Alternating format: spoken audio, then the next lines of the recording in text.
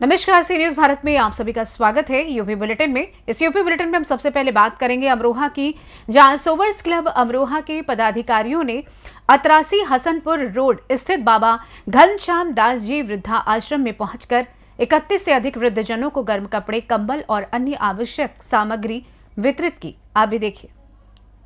सोवर्स club Amroha के पदाधिकारियों ने अतरासी हसनपुर रोड स्थित बाबा घनश्याम दास जी वृद्धाश्रम में पहुंचकर 31 से अधिक वृद्धजनों को गर्म कपड़े, कंबल और अन्य आवश्यक सामग्री वितरित की।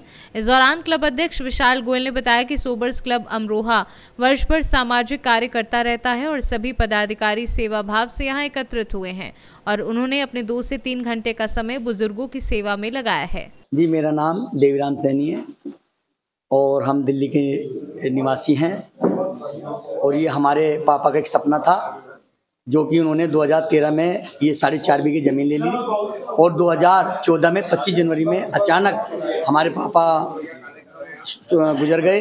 फिर हमने दिल्ली से आकर उनकी याद में ये वृद्ध आश्रम का निर्माण किया और अपना जीवन इन्हीं बाबा और माताओं की सेवा में समर्पित कर दिया और आज सभी भाइयों के समस्त परिवारों के सहयोग से आज हमारे सभी बाबा और माताओं की सेवाएं हो रही है। ये जो दान दक्षिणा दी गई है कौन लोग हैं?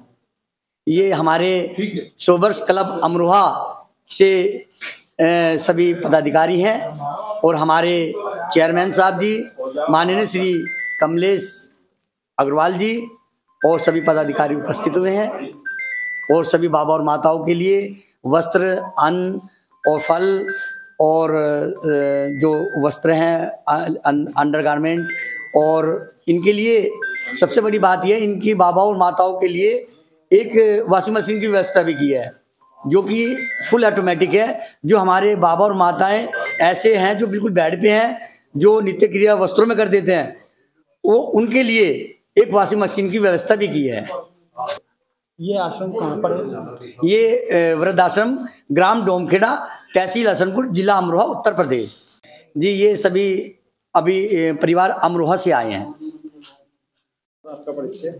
मैं विशाल गोयल, अध्यक्ष सोवर्स क्लब अमरोहा। आज जो दान दक्षिणा दी गई, क्या मामला है पूरा? आज सोवर्स क्लब अमरोहा के सभी पदाधिकारी, हमारे क्लब चेयरमैन माननीय कमलेश चंद्र अग्रवाल जी सर्राफ के नेतृत्व में बाबा घनश्याम दास जी महाराज वृद्धाश्रम जो अमरोहा अतरासी से हसनपुर रोड पर स्थित है और अतरासी से लगभग इसकी 12 से 13 किलोमीटर की दूरी है। यहाँ पर हम सभी लोग इस जनवरी माह के ठिठुरते महीने में सभी पदाधिकारी यहाँ पर पहुँचे और यहाँ पर जो हमने व्यवस्थाएं देखी, हमें देवीदास जी जो यहाँ के कर्ता धर्ता हैं उन्होंने बताया और दिखाया कि यहाँ पर लावारिस, लाचार, मजलूम, बेसहारा जो हमारे बुजुर्ग हैं जिनकी आयु लगभग 60 वर्ष से अधिक है, सभी लोगों को बहुत अच्छी तरीके से यहाँ पर उनका सारा कार्य, देखभाल, उनकी सारी व्यवस्थाएं की जा रही हैं। उसी क्रम में हम क्लब के पदाधिकारियों ने अपनी नैतिक जिम्मेदारी को समझते हुए सब लोगों ने आज यहाँ पर थोड़ी सी सेवा करी। हमारे अपने जो बुजुर्ग, हमारी माताएं हैं और हमारे पिता तुल्य लोग हैं, यहाँ पर सभी लोगों के साथ हमने यहाँ पर 2 घंटे व्यतीत करे। अमरोहा से सी न्यूज संवाददाता गौरव श्री माली की रिपोर्ट। रुक करेंगे बाराबंकी की ओर, जहां पर नींव खोदने की मामूली बात को लेकर छोटे भाई ने बड़े भाई पर फावड़े से किया हमला, जिससे उसकी मौके पर ही हो गई मौत। आप भी देखिए पूरा मामला विस्तार से। बाराबंकी में नींव खोदने की मामूली बात को लेकर छोटे भाई ने बड़े भाई पर फावड़े से हमला कर दिया, मौके पर मौत हो गई। घर के सामने जमीन का काफी दिनों से दोनों भाइयों के बीच विवाद चल रहा था। बड़ा भाई विशेश्वर यादव घर के सामने जमीन पर खोद रहा था नींव, तभी छोटे भाई परशुराम ने फावड़े से हमला किया, जिससे विशेश्वर की मौके पर मौत हो गई। एसपी दिनेश कुमार सिंह ने मौके पर पहुंचकर घटनास्थल का निरीक्षण किया। परिजनों की तहरीर पर पुलिस ने मुकदमा दर्ज कर आरोपी को गिरफ्तार किया है। मामला सफदरगंज थाना क्षेत्र के झलेहा गाँव का है। यहाँ पे दोनों सगे भाई हैं लोग और आसपास में मकान है। इनका बंटवारा हो भी गया था, ज़मीन का भी और मकान का भी। दोनों मकान सटे सटे अगल बगल बने थे। आज वो दिख रहा सामने आप एक नींव सी खोदी गई है, उसी का विरोध किया था इन्होंने मृतक ने। और मामूली सी बात पर बता रहे हैं फावड़ा उठा करके उन्होंने पीछे एक मारा है जिससे उनको चोट आई है। ज़ाहिरा चोट कुछ दिख नहीं रही है वहाँ पर। और उनको भेजा गया अभी अस्पताल वहाँ पे पोस्टमार्टम के लिए। उनकी तहरीर प्राप्त हुई परशुराम खिलाफ नामजद है, उनको अभी शीघ्र ही गिरफ्तार भी कर लिया जाएगा। घटना के पीछे कोई और वजह पुरानी किसी की दुश्मनी नहीं है, क्योंकि दोनों लोग सगे भाई हैं और आसपास बिल्कुल छटा हुआ सा मकान है जो घर के सामने ही एक डिवाइडर टाइप बना हुआ है, इन पर बांस से बना रखे हैं। उसी के पास भी नींव खोद रहे थे। ऐसा लग रहा है कि हो सकता है चादीवारी बनाना चाह रहे हैं लोग। इसी बात को लेकर तात्कालिक तौर पर कहा सुनी हुई है और उसी में एक चोट आई है उनके सर पे, जिसकी वजह से उनकी डेथ हुई। सर ये कोई पुराना विवाद था? नहीं, अभी तक जो पूछताछ में आ रही बात, पुराना विवाद इनका कुछ भी नहीं है, क्योंकि इनके दोनों भाइयों के बीच में सब बंटवारा हो चुका है। ज़मीन भी बढ़ चुकी है, अलग अलग खेती भी करते हैं ये लोग और इनका घर भी अलग बटा हुआ सा है, यद्यपि साथ में जुड़ा हुआ ही है और दोनों फैमिली एक ही साथ अपना यहीं पर रह भी रही थी। बातचीत इनकी बहुत अच्छी संबंध नहीं है बंटवारे की बात से। और आज बगल में दोनों के बीच जो ये बांस से इनका डिवीज़न हुआ है ज़मीन का सामने, उसी के बगल में नींव खोदते हुए दिख रहे हैं। अभी जब गिरफ्तारी करके उनसे भी पूछताछ की जाती है। बाराबंकी से सी न्यूज़ संवाददाता अरशद की रिपोर्ट। ले चलेंगे आपको इटावा के मंडी में, जहां गौरापुरा जाने वाले बम्बा रोड जीजी कॉन्वेंट स्कूल के पास सड़क तालाब में तब्दील हो गई है। इस स्थिति के चलते बच्चों और ग्रामीणों को गंदे पानी से होकर गुजरना पड़ रहा है। आप भी देखिए पूरी रिपोर्ट। इटावा में स्कूल के गेट के सामने तालाब बनी सड़क बच्चों को आने जाने में हो रही परेशानी, उपस्थिति हुई कम। इटावा के मंडी से गौरापुर जाने वाली बम्बा रोड जीजी कॉन्वेंट स्कूल के पास सड़क तालाब में तब्दील हो गई है। इस स्थिति के चलते बच्चों और ग्रामीणों को गंदे पानी से होकर गुजरना पड़ रहा है। स्कूल जाने वाले बच्चे आए दिन फिसल कर गिर रहे हैं, जिससे उनकी पढ़ाई पर असर पड़ रहा है।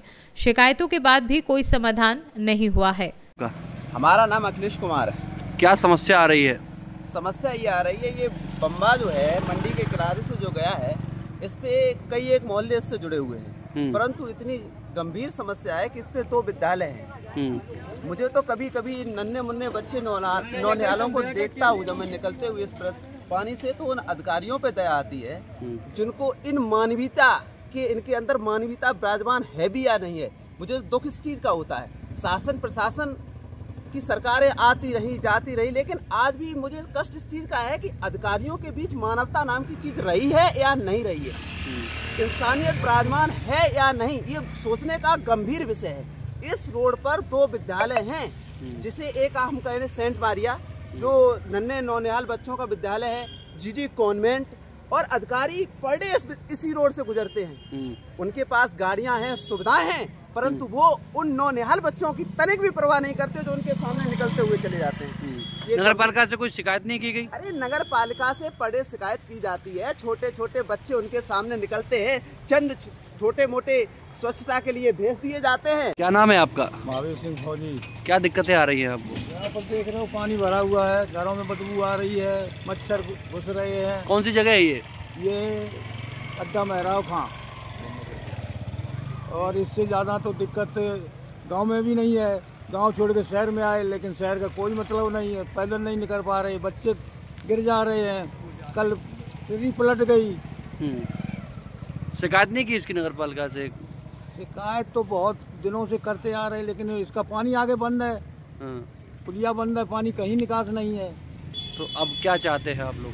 हम लोग यही चाह रहे हैं कि निकलने की व्यवस्था हो जाए। हाँ, और क्या, आने जाने में सुविधा रहे।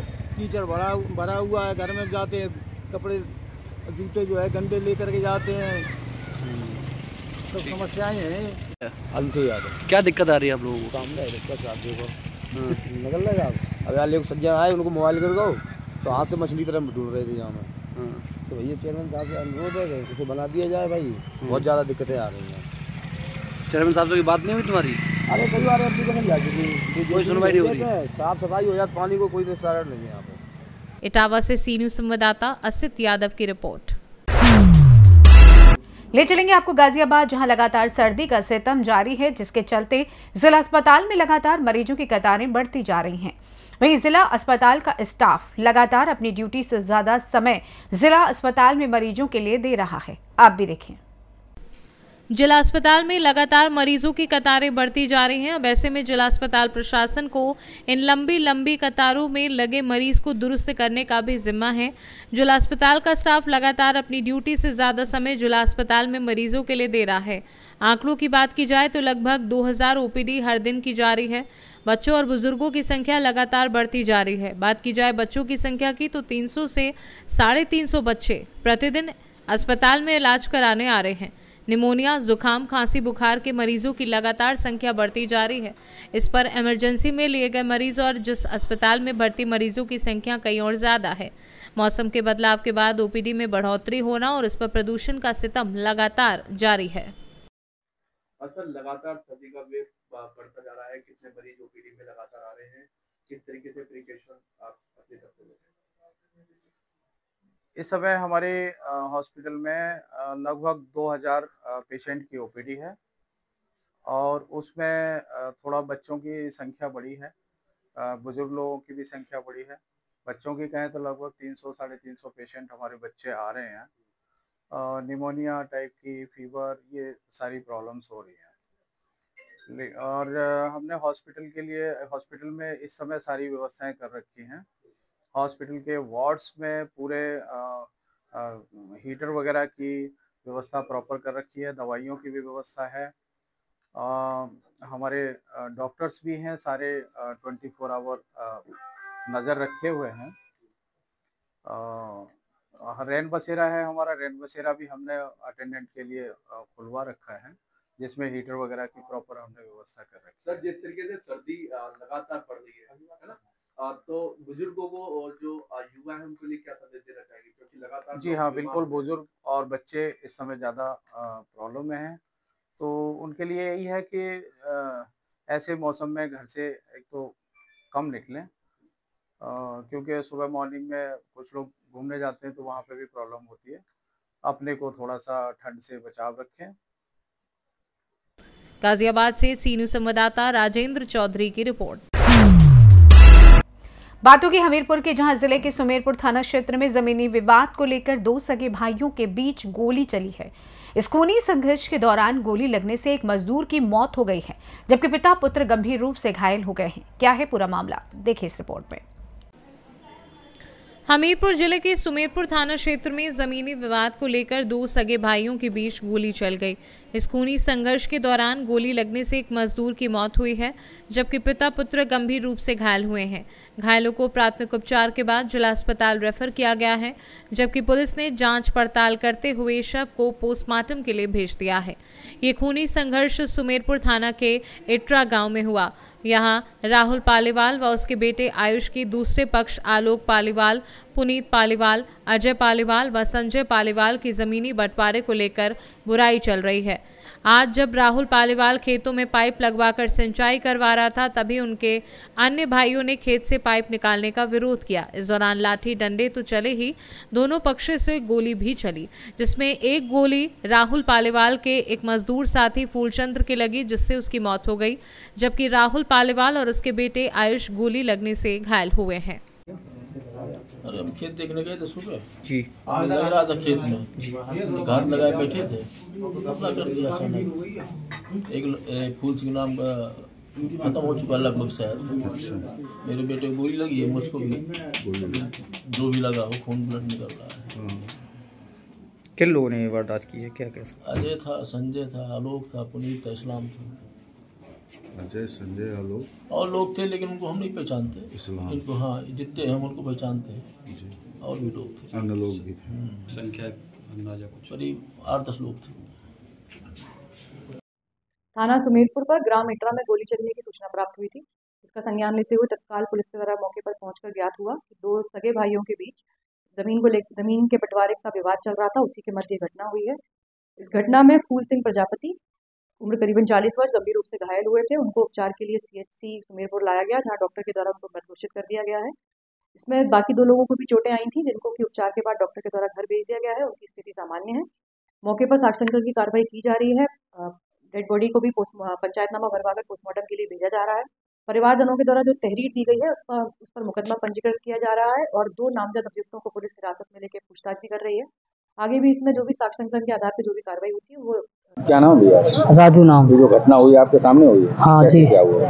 ये एकदम की आए तो पाइप हटाने लगे, पाइप हटाने के बाद गोली चलने लगी। तो कौन हटाने लगा? टिंकू भैया ने, इनने गोली चला दी। कौन?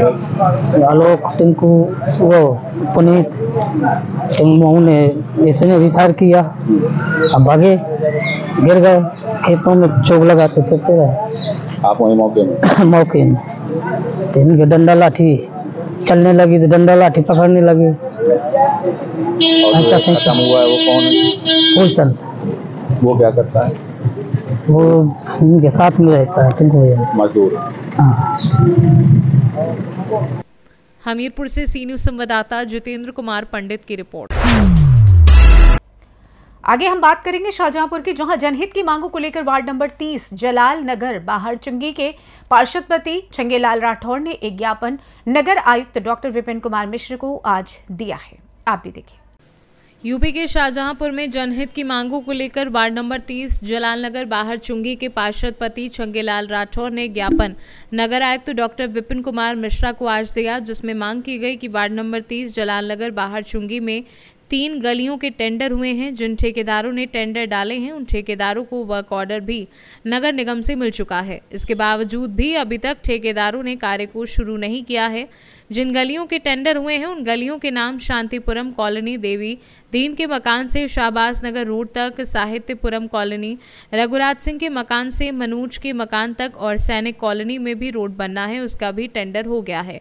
ठेकेदारों को वक्फ ऑर्डर भी मिल चुके हैं। मुख्यमंत्री सृजन योजना से 1 साल से टेंडर हुआ है और वर्क ऑर्डर भी मिल चुका है, परंतु अभी तक ठेकेदार ने किसी भी गली में काम शुरू नहीं किया है।